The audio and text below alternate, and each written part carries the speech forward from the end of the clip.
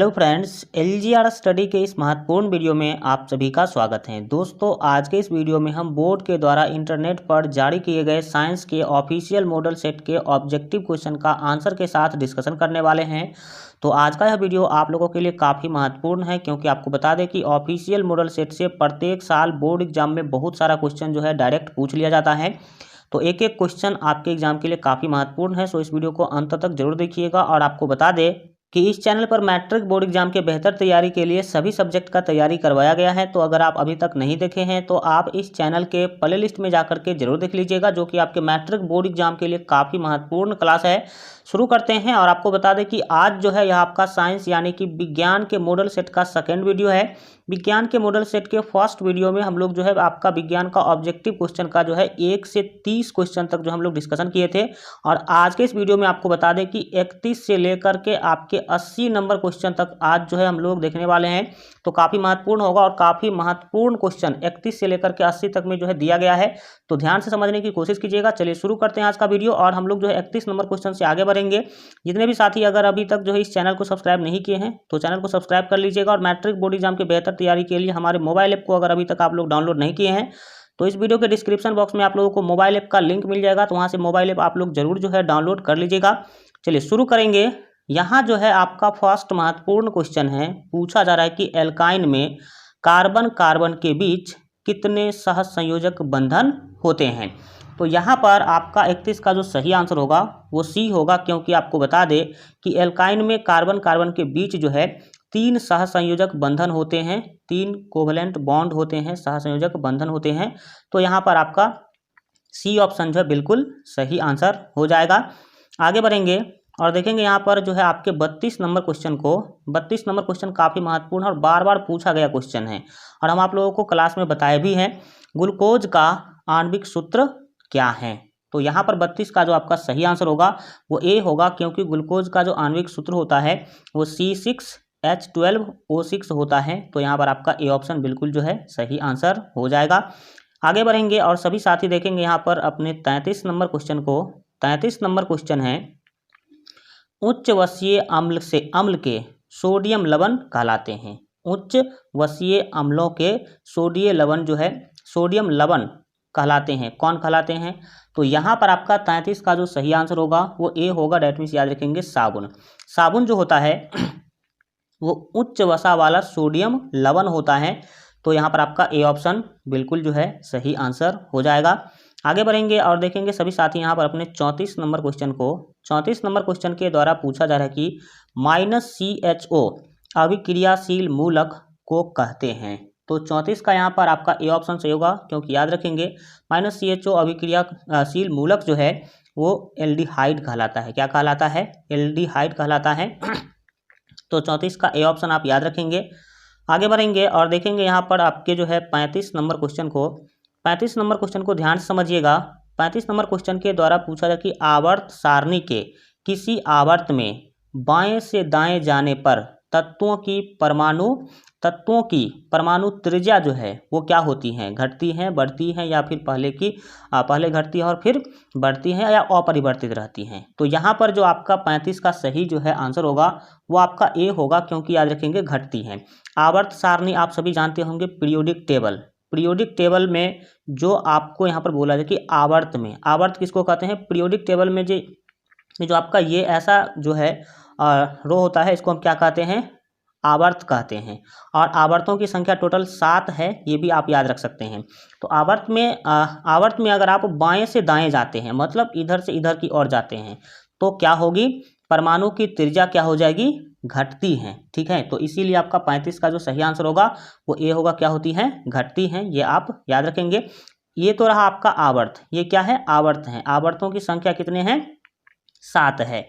और पूछा जाए वर्ग क्या होता है, तो पीरियोडिक टेबल में जो ऊर्ध्वाधर जो रेखाएं होती हैं उसको कहते हैं वर्ग, और वर्ग का संख्या टोटल 18 है। ये भी आप याद रख सकते हैं। आगे बढ़ेंगे और देखेंगे यहाँ पर आपके 36 नंबर क्वेश्चन। 36 नंबर क्वेश्चन के द्वारा यहाँ पर आपसे पूछा जा रहा है कि निम्नांकित तत्वों को उनके अधातु गुण के अनुसार बढ़ते क्रम में सजाएं।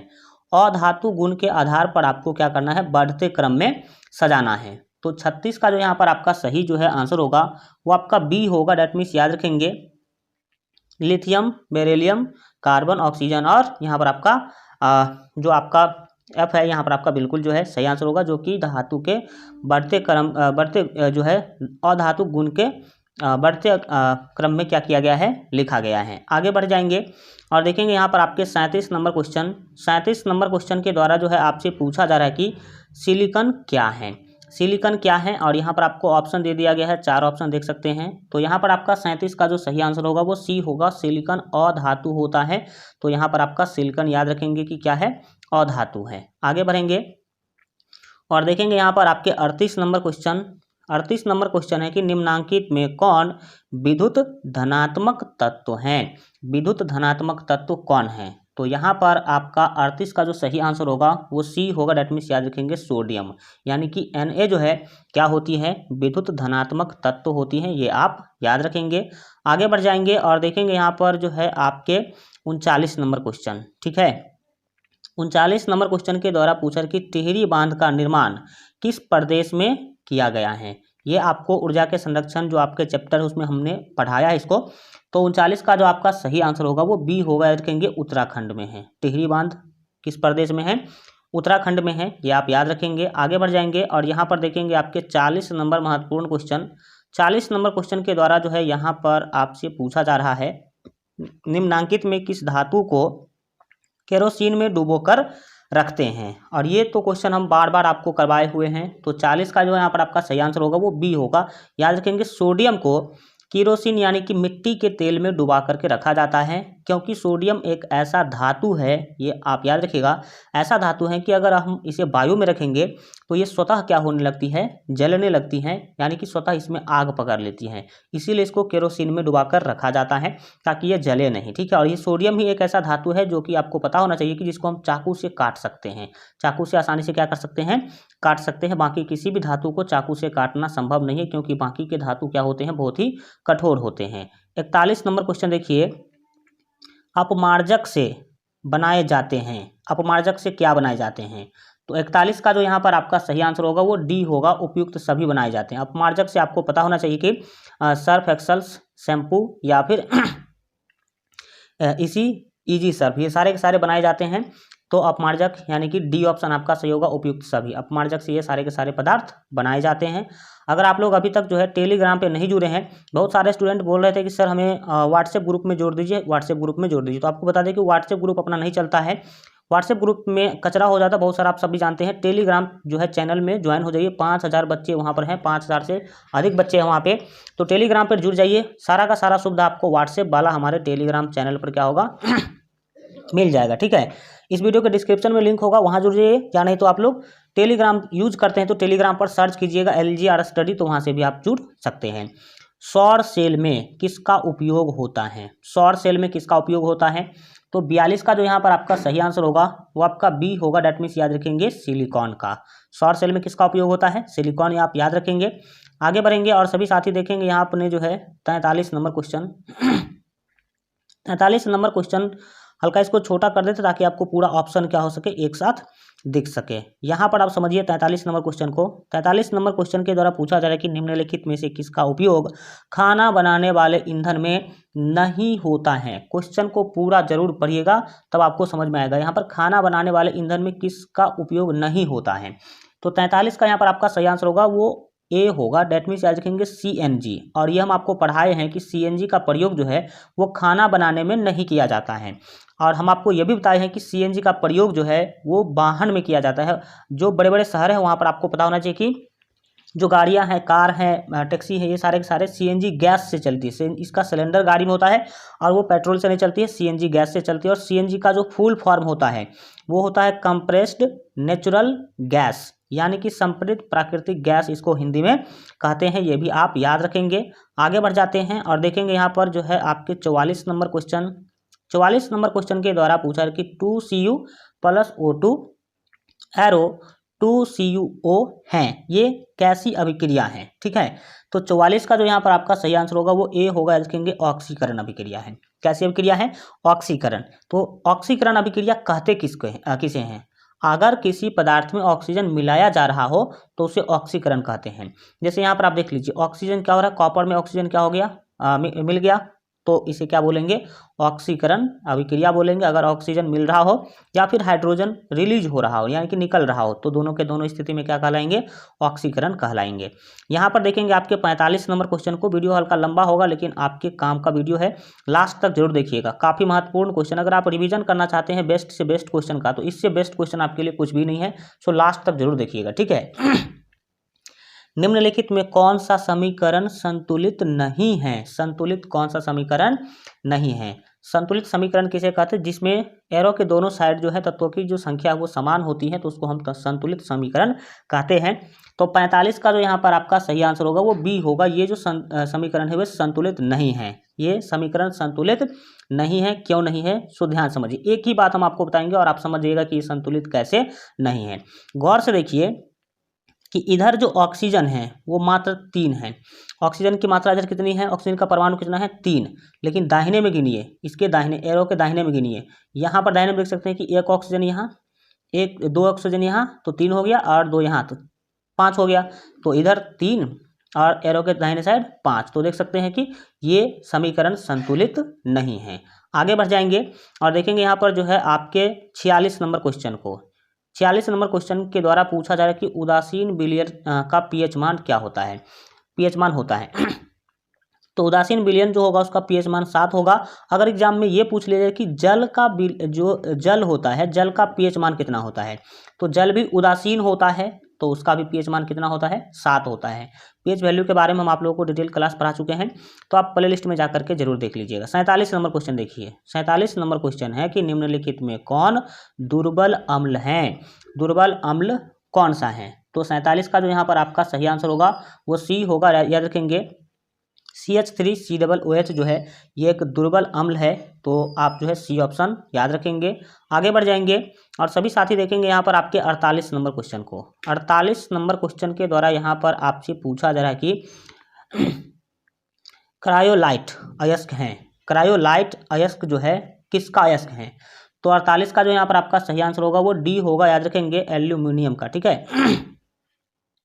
एल्यूमिनियम यहाँ पर आपका बिल्कुल सही आंसर हो जाएगा। टोटल 80 क्वेश्चन देखेंगे, लास्ट तक जरूर देखिएगा, बने रहिए।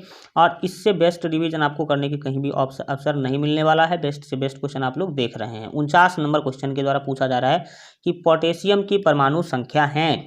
तो 49 का आपका सी ऑप्शन सही होगा, क्योंकि आपको पता होना चाहिए कि पोटेशियम की परमाणु संख्या जो है वो 19 होती है।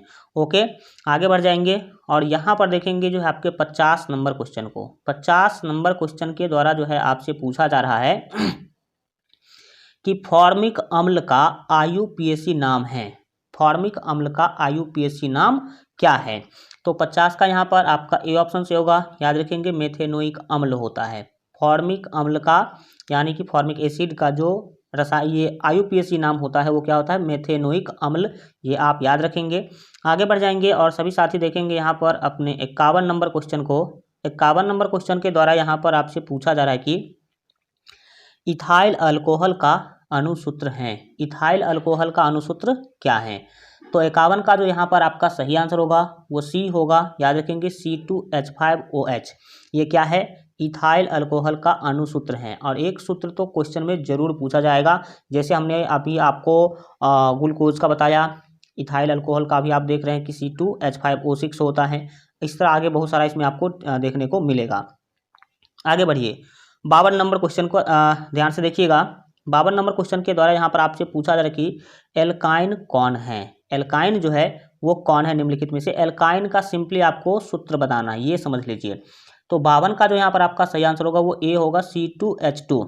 C2H2 क्या कहलाता है, एल्काइन कहलाता है, CN, ठीक है, C2H2 यहाँ पर आपका जो है सही आंसर हो जाएगा।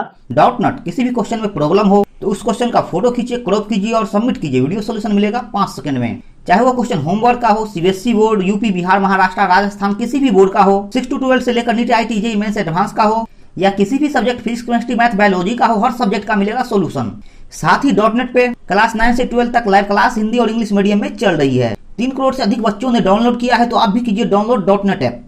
आगे बढ़ जाएंगे और देखेंगे यहाँ पर जो है आपके 53 नंबर क्वेश्चन को। 53 नंबर क्वेश्चन के द्वारा जो है यहाँ पर आपसे पूछा जा रहा है कि चीनी का जो है रासायनिक सूत्र है, चीनी, ग्लूकोज, ये सब तो फेमस है।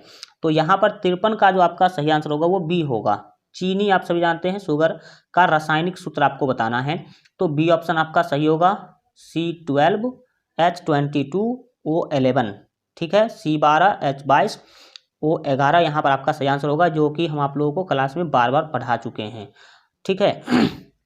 आइए और देखते हैं 54 नंबर क्वेश्चन को। 54 नंबर क्वेश्चन के द्वारा पूछा जा रहा है कि एसीटिलीन में कार्बन कार्बन के बीच सह संयोजक बंधन की संख्या है। एसीटिलीन के अंदर पूछा जा रहा है, ये ध्यान रखिएगा, ठीक है, किसके अंदर कार्बन कार्बन सहसंयोजक बंध की चर्चा की जा रही है, ये आप जरूर जो है याद रखिएगा। तो 54 का डी ऑप्शन से होगा, क्योंकि 3 बनती है। कितनी बनती है? 3 बनती है एसीटिलीन में कार्बन कार्बन बंध, ये आप याद रखेंगे। आगे बढ़ जाएंगे और देखेंगे यहाँ पर सभी साथी 55 नंबर क्वेश्चन को।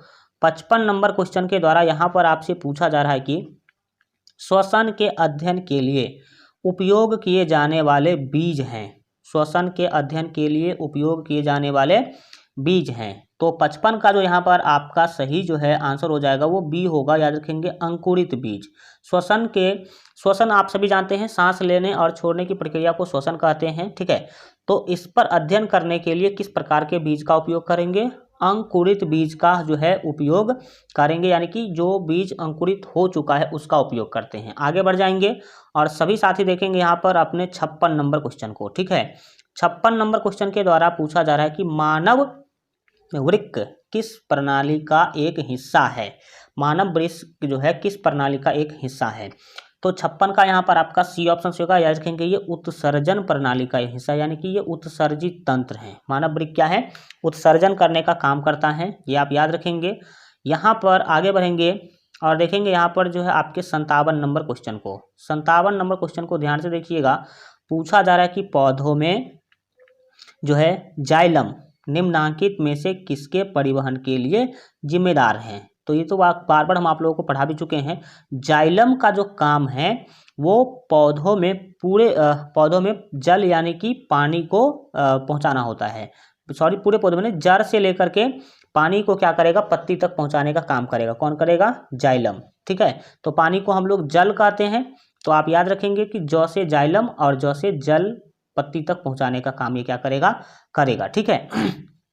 और इसी पे फ्लोएम भी पढ़ेंगे। फ्लोएम का काम है भोजन को पौधे के पूरे शरीर में, पूरे अंगों में क्या करना? फैलाना काम है। आगे बढ़िए और देखिए यहाँ पर अपने 58 नंबर क्वेश्चन को, श्वसन के दौरान कौन सी गैस निकलती है? तो यहाँ पर आपका 58 का जो सही आंसर हो जाएगा वो आपका ए होगा, याद रखते हैं। सभी साथी जानते हैं कि कार्बन डाइऑक्साइड गैस क्या होती है? श्वसन के दौरान निकलती है बाहर, ठीक है। 59 नंबर क्वेश्चन, और आप इस क्वेश्चन को देख करके ये दिमाग लगाइए कि आखिर किस टाइप का क्वेश्चन आपके बोर्ड एग्जाम में पूछे जाने हैं, क्योंकि जिस टाइप का क्वेश्चन यहाँ पर दिया है ना भाई, उसी टाइप का क्वेश्चन आपको देखने को मिलेगा, क्योंकि ये मॉडल सेट है। मॉडल सेट का मतलब होता है नमूना, ये एग्जाम के क्वेश्चन का नमूना है, ठीक है। 59 नंबर क्वेश्चन, फलों के पकने को निम्न में से किससे नियंत्रित किया जाता है? तो 59 का जो यहाँ पर आपका सही आंसर होगा वो सी होगा, देखेंगे। ये जो आपका इथिलीन जो है, इथिलीन का प्रयोग हम लोग जनरली फल को पकाने के लिए करते हैं, तो इथिलीन यहाँ पर आपका सही जो है आंसर हो जाएगा। आगे बढ़ जाएंगे और देखेंगे यहाँ पर आपके 60 नंबर क्वेश्चन को। 60 नंबर क्वेश्चन के द्वारा पूछा जा रहा है कि न्यूरॉन का वह हिस्सा जहाँ जानकारी हासिल की जाती है वो कौन सा है? न्यूरॉन का कौन सा हिस्सा है जहाँ पर जानकारी हासिल की जाती है? तो 60 का यहाँ पर आपका ए ऑप्शन, याद रखेंगे, डेंड्राइट यहाँ पर आपका सही जो है आंसर हो जाएगा। आगे बढ़ेंगे और सभी साथी देखेंगे यहाँ पर अपने 61 नंबर क्वेश्चन को।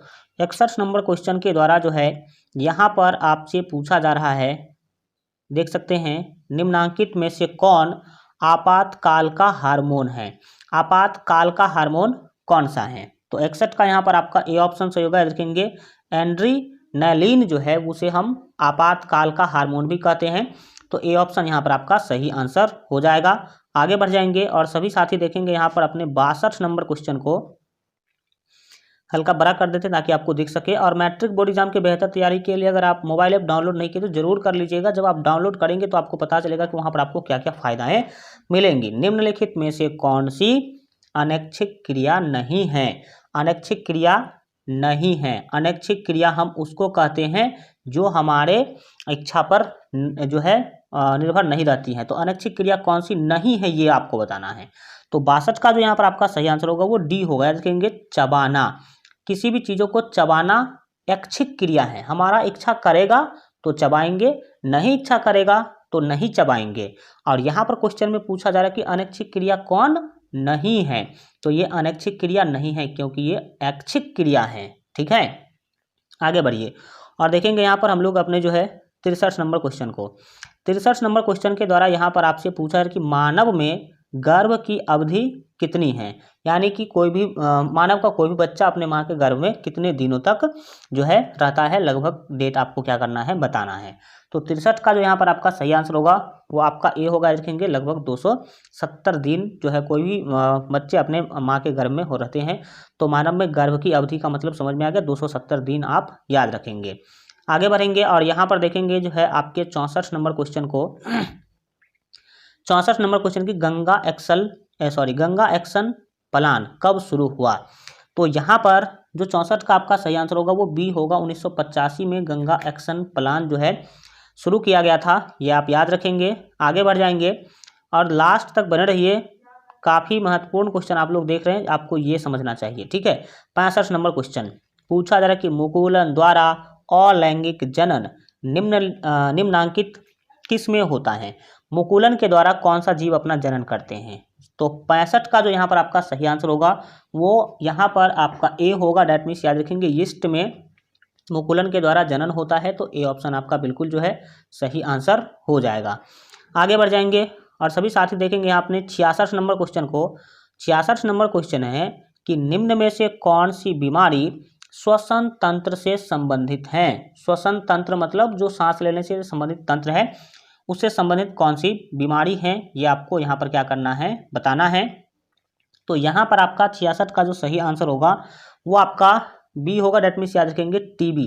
टीबी जो क्या है, श्वसन तंत्र से संबंधित बीमारी है, ये आप याद रखेंगे। आगे बढ़ते हैं और देखेंगे यहाँ पर आपके 66 के बाद जो है 67 नंबर क्वेश्चन को। 67 नंबर क्वेश्चन के द्वारा जो है यहाँ पर आपसे पूछा जा रहा है कि मनुष्य और अन्य मांसाहारी जीव निम्नलिखित में किसका पाचन नहीं कर पाते।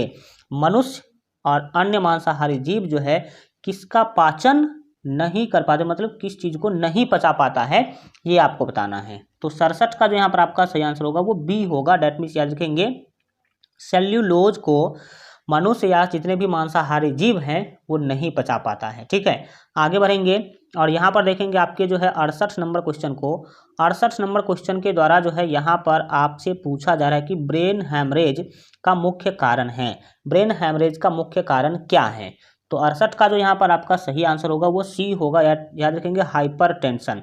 हाइपर टेंशन के कारण ब्रेन हैमरेज होता है, ये आपको पता होना चाहिए। इसीलिए हमें क्या होना चाहिए, टेंशन नहीं लेना चाहिए। ठीक है, हाइपर टेंशन आप याद रखेंगे। आगे बढ़ेंगे और 68 के बाद देखेंगे यहाँ पर अपने 69 नंबर क्वेश्चन को।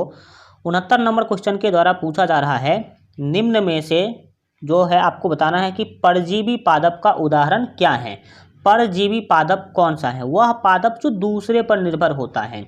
तो यहाँ पर आपका 69 का जो आपका सही आंसर होगा वो बी होगा। देखेंगे कसकूटा। ठीक है, कसकूटा एक ऐसा पौधा है जिसके बारे में आपको पता होना चाहिए कि भाई सभी के सभी पौधे जो है अब प्रकाश संश्लेषण से अपना भोजन बना लेती है, लेकिन कसकूटा एक ऐसा पौधा है जो जीव को खाती हैं। ठीक है, कीड़े मकोड़े को ही क्या करती है, खा जाती है। मतलब ये भोजन नहीं बनाती है, कीड़े मकोड़े को क्या करती है, खाती है, ये आप याद रखेंगे। यहाँ पर देखेंगे हम लोग 70 नंबर क्वेश्चन, बस अब लोग का 10 क्वेश्चन ही बच गया है, तो देख लीजिए सभी लास्ट तक। हृदय से रक्त को संपूर्ण जो है शरीर में पंप किया जाता है।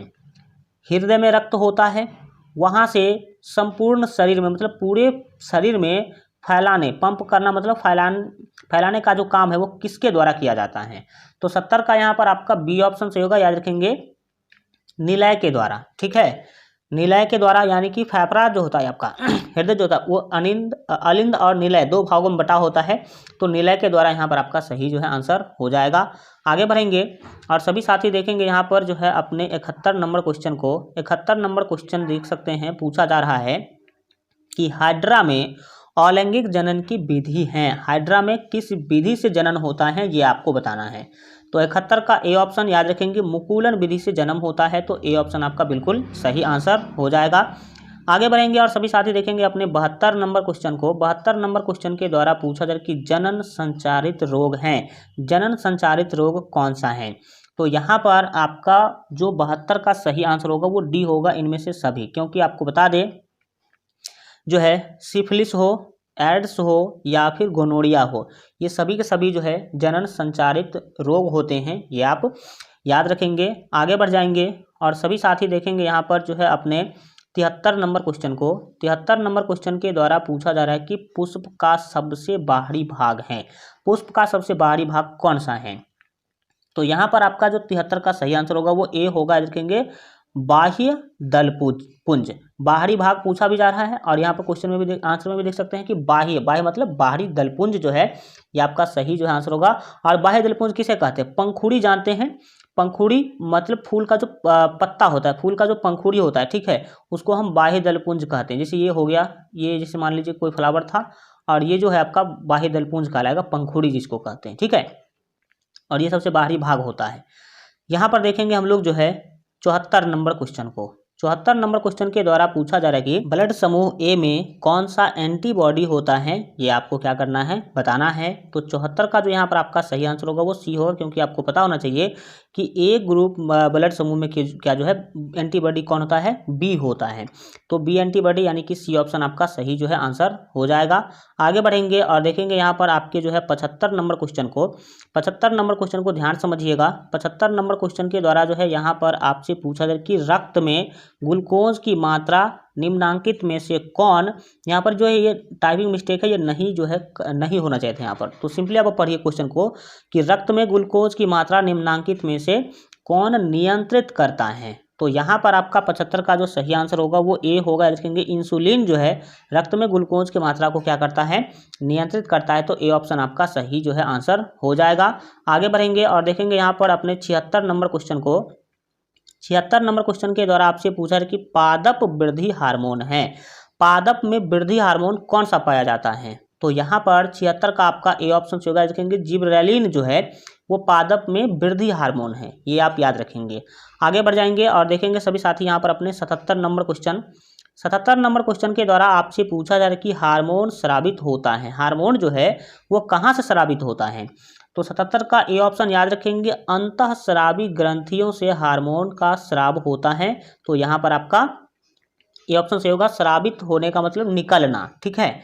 आगे बढ़ जाएंगे और देखेंगे यहाँ पर जो है अपने 78 नंबर क्वेश्चन को। 78 नंबर क्वेश्चन के द्वारा पूछा है कि मनुष्य के मुख गुहा में कितने जोड़े लार ग्रंथियां पाई जाती हैं। मुख गुहा मतलब मुख में, मतलब मुंह में कितना जोड़ा लार ग्रंथि जो है पाया जाता है। तो 78 का जो यहाँ पर आपका सही जो आंसर होगा वो सी होगा, 3 जोड़ा यानी कि 6। 3 जोड़ा का मतलब क्या है, 6 लार ग्रंथि पाया जाता है, यानी कि 3 जोड़ा लार ग्रंथि पाया जाता है, ये आप जो है याद रखेंगे। आगे बढ़ जाएंगे और देखेंगे यहाँ पर आपके 79 यानी कि 79 नंबर क्वेश्चन को। 79 नंबर क्वेश्चन के द्वारा पूछा जा रहा है कि एंड्रोजेन है। तो 79 का जो यहाँ पर आपका सही आंसर होगा वो आपका ए होगा, एंड्रोजेन जो है आपको पता होना चाहिए। यहाँ पर एक मिनट, हाँ, एंड्रोजेन जो है वो मेल हार्मोन है, ये आप याद रखेंगे। आगे बढ़ जाएंगे और सभी साथी देखेंगे यहाँ पर जो है हम लोग अपने 80 नंबर क्वेश्चन को। 80 नंबर क्वेश्चन के द्वारा यहाँ पर आपसे पूछा जा रहा है कि मटर को अपने प्रयोग के लिए किसने चुना। तो मटर के पौधा को अपने प्रयोग के लिए ग्रेगर जॉन मेंडल ने चुना था। तो ए ऑप्शन यहाँ पर आपका जो है सही आंसर हो जाएगा। इस तरह से ऑब्जेक्टिव आपका साइंस का पूरा जो है कंप्लीट हो गया। अब आप लोग अगर अपने भाषाओं में साइंस के सभी सब्जेक्टिव क्वेश्चन का आंसर अगर आप लोग पाना चाहते हैं तो आप लोग कमेंट में लिख दीजिए कि सर हमें साइंस के सभी सब्जेक्टिव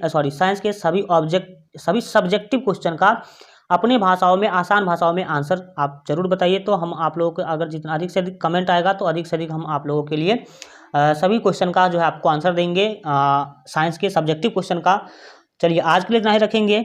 आज का वीडियो कैसा लगा कमेंट के माध्यम से जरूर बताइए। और जितने भी साथी अगर अभी तक आप इस वीडियो को लाइक नहीं किए हैं तो वीडियो को लाइक कर दीजिएगा, दोस्तों में शेयर कर दीजिए। और जितने भी साथी चैनल को सब्सक्राइब नहीं किए हैं और इस वीडियो के नीचे अगर लाल रंग का सब्सक्राइब का बटन दिख रहा है तो उस पर क्लिक करके चैनल को सब्सक्राइब कर लीजिए, बेल आइकन को प्रेस करके ऑल पर सेलेक्ट कर लीजिएगा ताकि आगे आने वाले सभी वीडियो का नोटिफिकेशन सबसे पहले आपको मिल सके। और आपको बता दें कि मैट्रिक बोर्ड एग्जाम के बेहतर तैयारी के लिए अगर आप अभी तक हमारे मोबाइल ऐप को डाउनलोड नहीं किए हैं तो इस वीडियो के डिस्क्रिप्शन बॉक्स में आप लोगों को मोबाइल ऐप का लिंक मिल जाएगा। 2 मोबाइल ऐप है, दोनों काफ़ी महत्वपूर्ण है आपके बोर्ड एग्जाम के लिए, तो दोनों मोबाइल ऐप आप लोग जरूर जो है डाउनलोड कर लीजिएगा। चलिए मिलते हैं अगले वीडियो में, तब तक अपना ख्याल रखिए और LJR स्टडी देखते रहिए।